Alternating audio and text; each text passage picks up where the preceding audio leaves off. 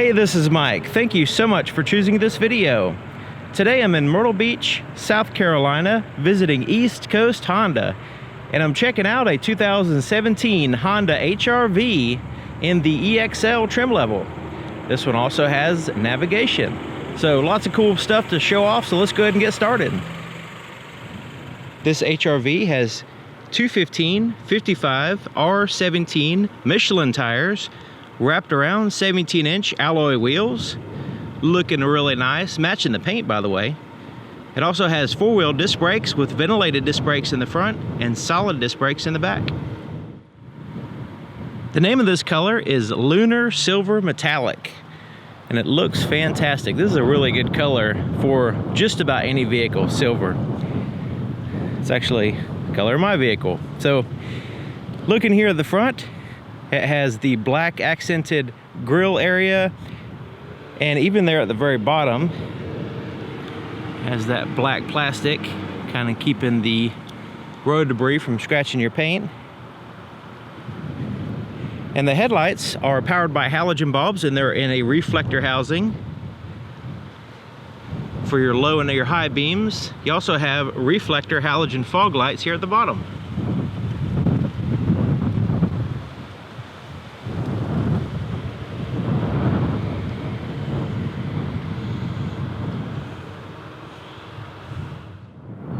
This is what the key looks like. It's a proximity key system. It's designed to keep in your pocket the whole time. You don't actually have to take it out. You can use the vehicle completely with this just in your pocket. It does have some buttons here, lock and unlock, unlock the trunk and or the hatch there, and a panic button. It also has a physical key on the inside in case you need to use that, but generally it just stays in your pocket. So I'm gonna put it in my pocket right now. Walking up to the vehicle, we can lock the doors by pushing this button, and we can unlock it simply by putting our hand behind the handle. Now this only works if the key is close near this door, so it's not good. Anybody can't do this. It's only person holding the key. So put their hand behind the handle, give you access to the vehicle. Okay, so here's the inside of the passenger door, all soft to the touch, all the way from here all the way down. Very soft armrest right in here. And this little handle kind of serves as a little pocket as well. You also have a bottle holder and some storage space there in the bottom of the door. Now it's a two-tone, a tan, and then the black here at the bottom, and then some chrome accents. Looking nice. There's your threshold. And this little panel right here is where you can, there's a serial number under that for the frame. That's what that's for. And it has plenty of legroom here in the front. Now the seat's all the way back to kind of give you an idea visually of what you get, but I'll put all the details in the description. Now the front seats are leather trimmed, and they're heated as well with some slight, just small amounts of perforations here on the ends, on the corners there, as well as in the back. The rest of it has the, you know, pretty traditional leather texturing. Manually adjusted, by the way. You also have a little pass-through right in here to where you can plug in a USB port or a 12-volt power supply, like your phone or whatever, and a little storage space here in the side as well as in the center. Dashboard kind of contours around to kind of give you a little bit of extra space as you're getting in and out of the vehicle. Let's take a look at the glove compartment. It slowly opens up. It's all smooth plastic on the inside. All the back glass has privacy glass, so it keeps the sun from shining in and people from looking in. Handles are right here, by the way, kind of hidden there. And the privacy glass doesn't limit your visibility. Actually, it enhances it because it reduces the glare. So see where the sun's at. So we got the sun there, and then we go down here, kind of reduces that glare. So you can see a little bit easier out, so it's nice. Okay, so here's your inside of the back door. Soft to the touch all the way from the top all the way down to your armrests, just like the front. Have the storage space and all that.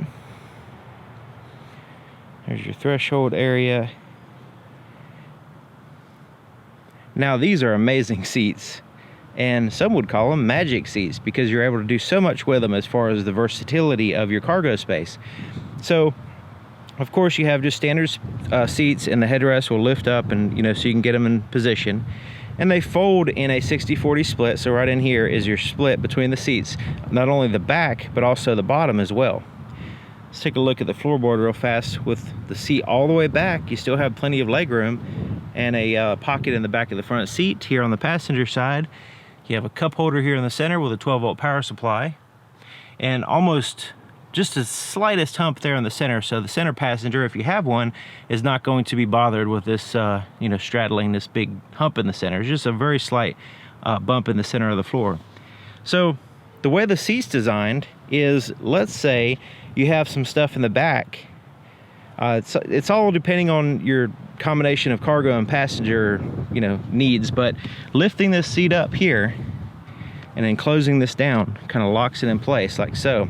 So now we can have, you can stand up a tall box, or you can utilize this space for cargo all the way from here all the way to the ceiling. It's fantastic. And you see the floor mat goes all the way back underneath the seat. So this is one way in which you can utilize some additional cargo space.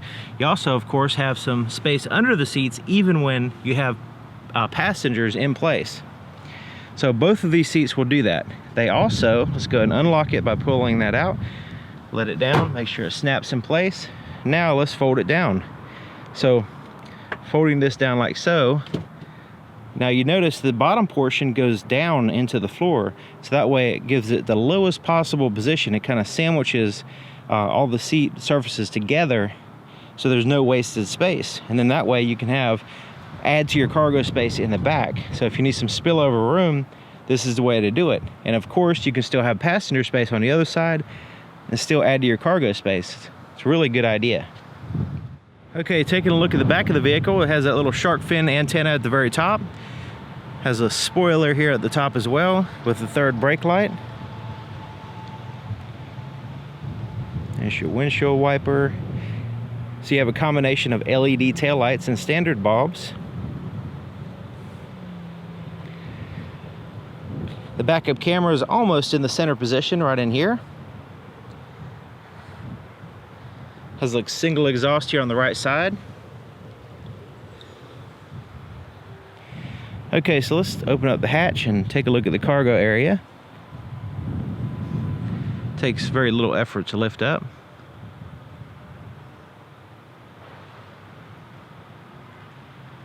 All right. Okay, so you can see that with me folding the seat down, it provides a flat surface all the way from the back all the way up to the seats up there.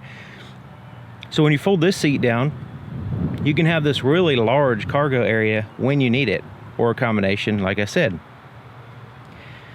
All right, so this one has the cargo mat in place. Has the tie downs on all corners here. Now, I forgot to mention, the second row seats have the latch system or ISOFIX for car seats, and your anchors are on the back right here, so that's not, you want to use that for your car seat and not your tie down there. There's your little light, which you can turn on and off. There's another tie downs here and here. So underneath this is another storage compartment. This lifts up and you have a styrofoam little compartmentalized storage space. This is where you find your tools for your spare tire. And then this lifts up and that's where you find your actual spare tire. Of course, there's a little bit of space around the spare tire in case you want to add some tools or whatever, add to your cargo space that way. The fuel door is on the driver's side and it's lockable right here. And this is very convenient, it being on the driver's side. So your cap is a pretty traditional cap with a little tether system here and a place to hang it right here. It even says cap to let you know. To start it up, you just have to have the key inside the vehicle. It can be in your pocket, a bag, or whatever. Put your foot on the brake and hold it and push this button right here.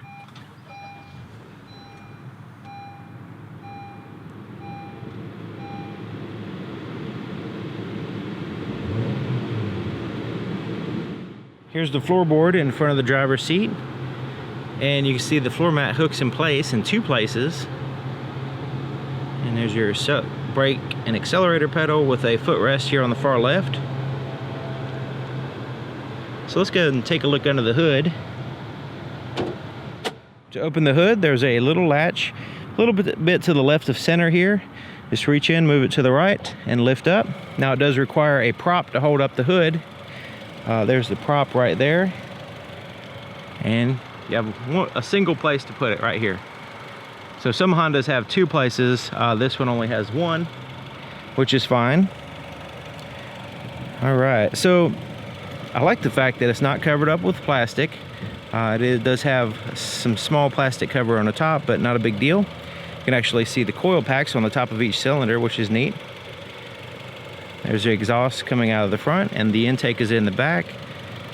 There's your battery, and the firewall is insulated, and the strut towers are braced in with the unibody structure. It also has what's called an ACE body structure, where you can see this frame is kind of tilted down. This vehicle is designed as far as shape, the frame anyway, as far as shape and the materials used to crumple in a way that's going to avoid injuring the passengers, which is fantastic.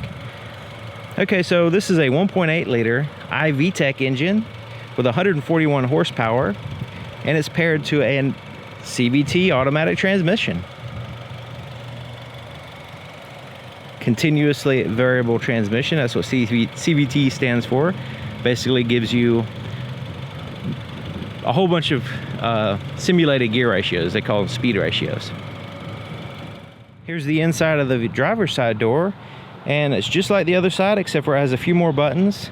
So your power window controls are here, and the driver is special. They have a automatic window, so it's one touch down and one touch up. There's your door lock controls. You can also lock the windows from being rolled up and down in case you have kids in the car. Side mirrors are adjusted here. You just pick a side, and then you can adjust it with this little pad here.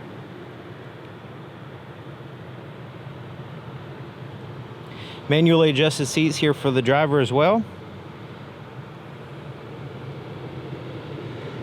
You have that little storage pocket, little storage space there on the side, which is a good place to put a phone. And then you have your USB inputs, HDMI, power supply, all that stuff in that little pass-through space that you share with your passenger. So right in here, you can turn off your traction control in case you need to spin tires if you're stuck or whatever, or just whatever reason. And then you can reset your tire pressure monitor system right here, and then you have an eco mode to save gas. It also has a tilt and a telescoping steering column. So I'm going to show you this right here. This is kind of like an ambidextrous lever here in the very center. You just release it, release the column so it can be moved. You can move it in and out, up and down, get it in the right position, and then you lock it in place by pushing it. Okay, time to look on the inside from the driver's seat.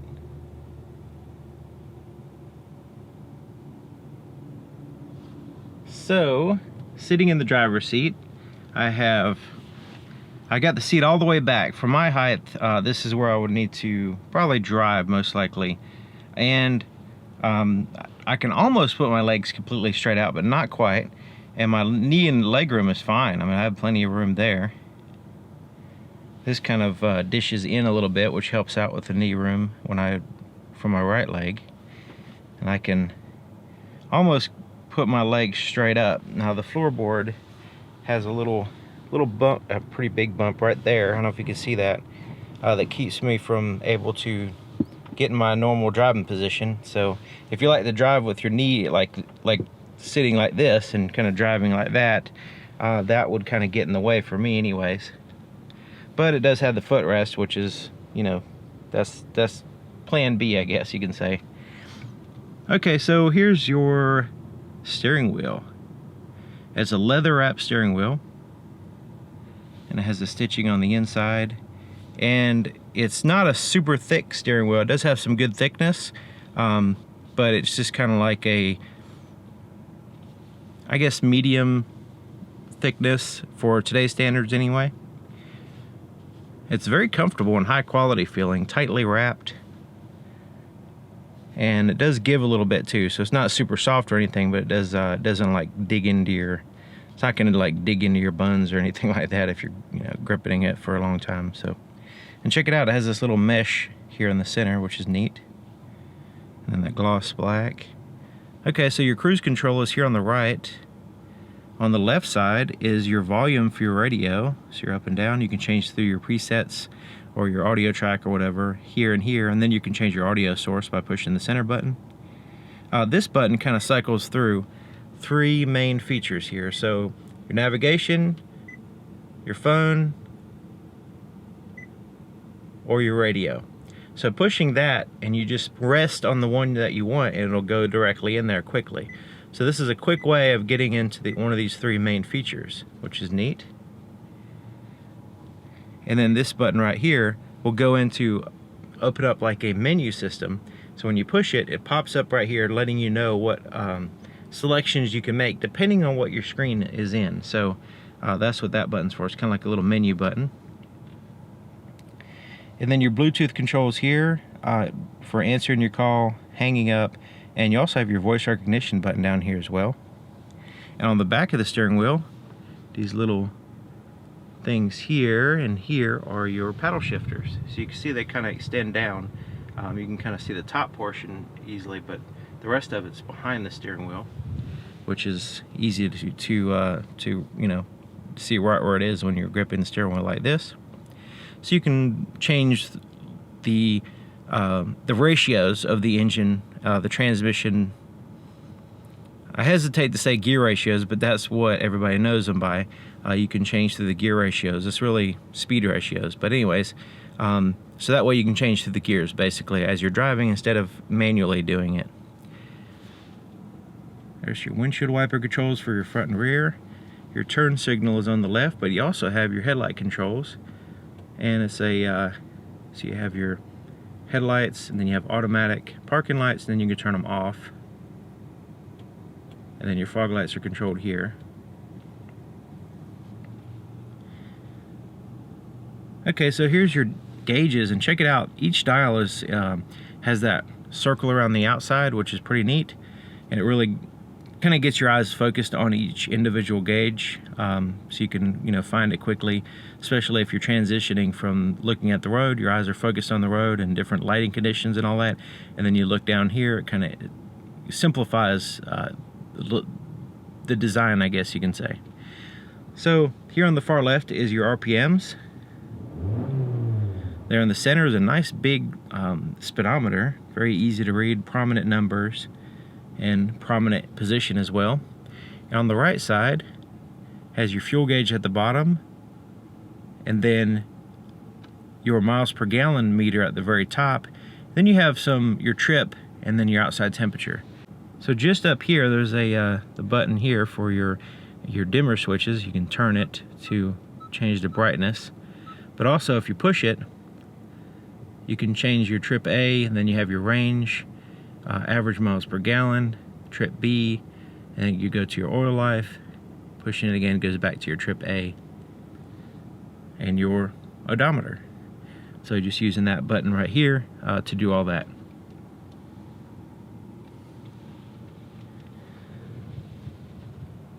Okay, so we already saw the start button. Time for the center stack.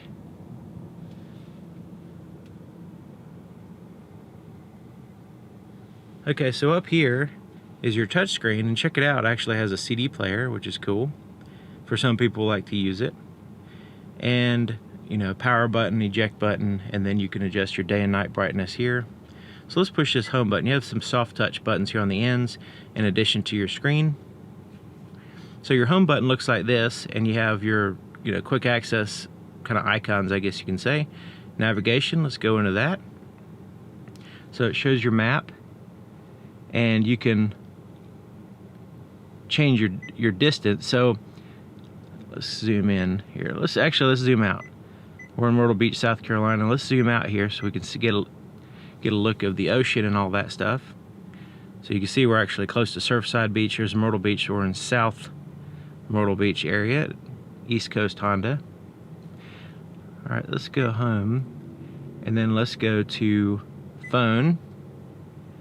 And actually, once you pair your phone, you have access to this where you can make and receive calls based on people in your phone book. Information. This is where you can have your fuel economy information, and you know, basically just like a drive computer, I guess you could say. Then your audio. You can change your audio source here, but there's your presets at the very bottom. Each audio source, as far as the radio screens, are going to look similar to this, where it's going to show you what's playing. You have your presets at the bottom. You can tune or seek or whatever. So let's go to source. AM, FM, satellite radio, CD, USB, iPod, Bluetooth, all kinds of different ways of playing music through the sound system. Alright, let's go home. And then you have your settings. We'll go into settings here. You can change your clock, you can pair phones, adjust your camera settings, stuff like that, navigation, Bluetooth. Alright, so let's go here.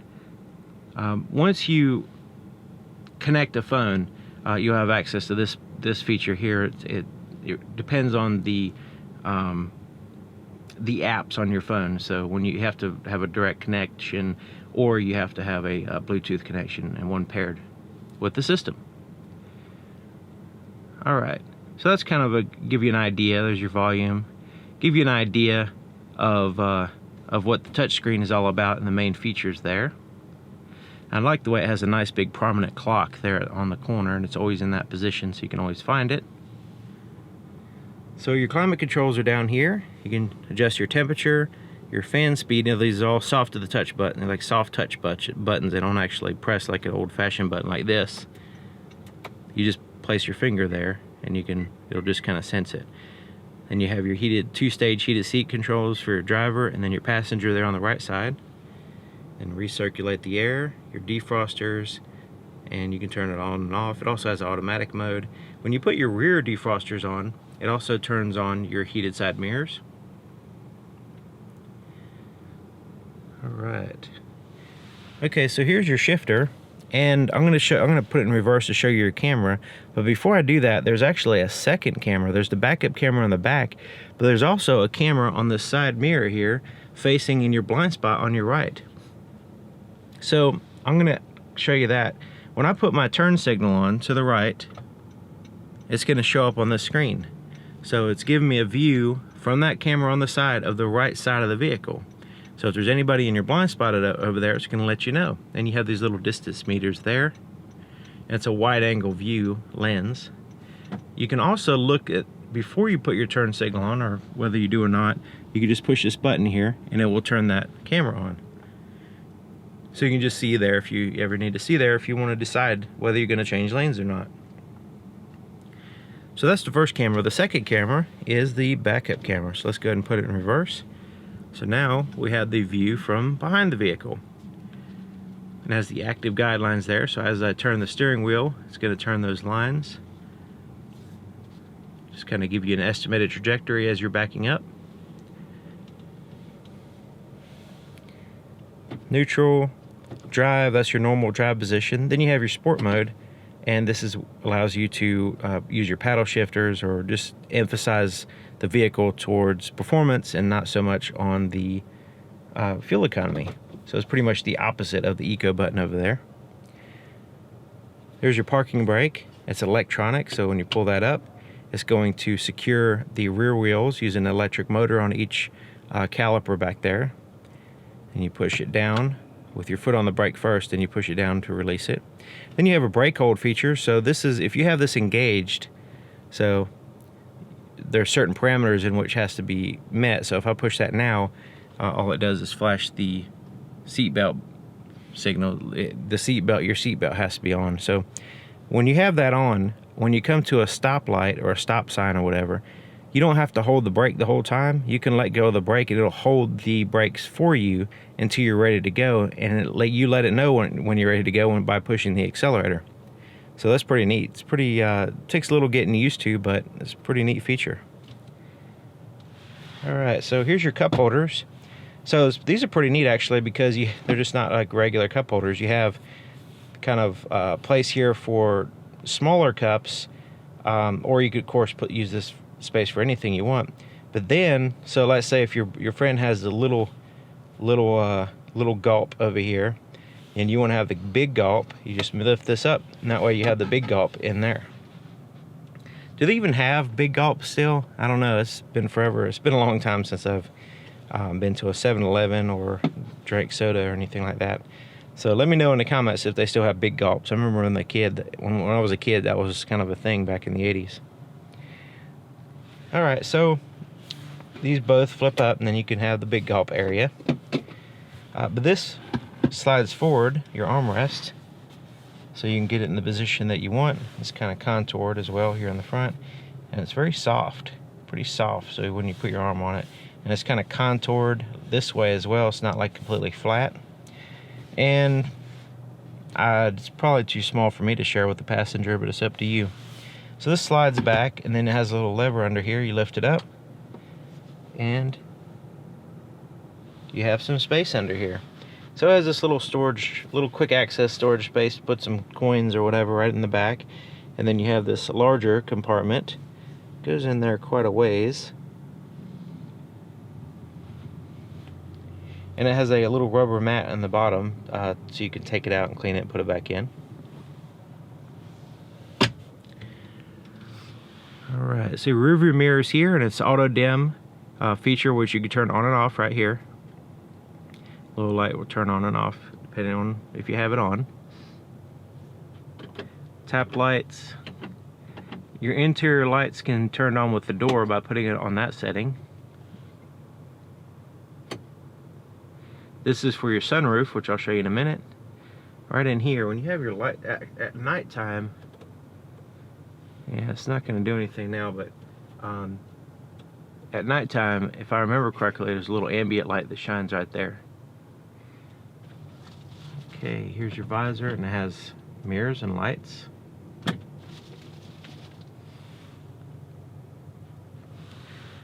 Okay, it's time for the sunroof. Let's take a look at that. So the sunroof has a shade that covers 100% of the light. So if you don't want any light coming in, you don't have to have it come in. And then this opens up. We can open it up like so. Let a whole bunch of air come in as far as it goes back. Push it forward. Now if we want just a little bit of air, we can just vent it like so.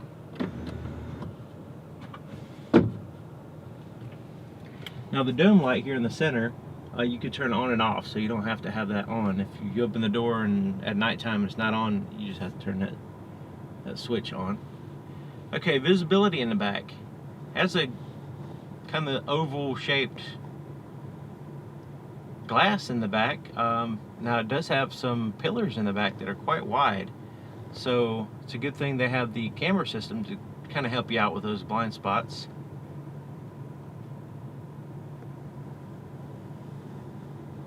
Of course, you have the glass on the sides and, you know, all that stuff.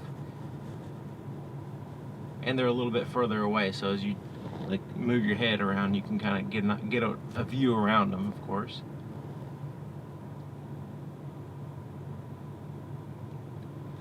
Alright, so there you have it. 2017 Honda HR-V in the EXL with navigation trim level. So thank you for watching, and thank you to East Coast Honda here in Myrtle Beach, South Carolina for providing the vehicle. So see you guys next time.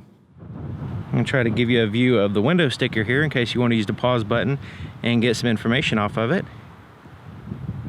Of course, more information will be in the description, or a link to more information will be in the description.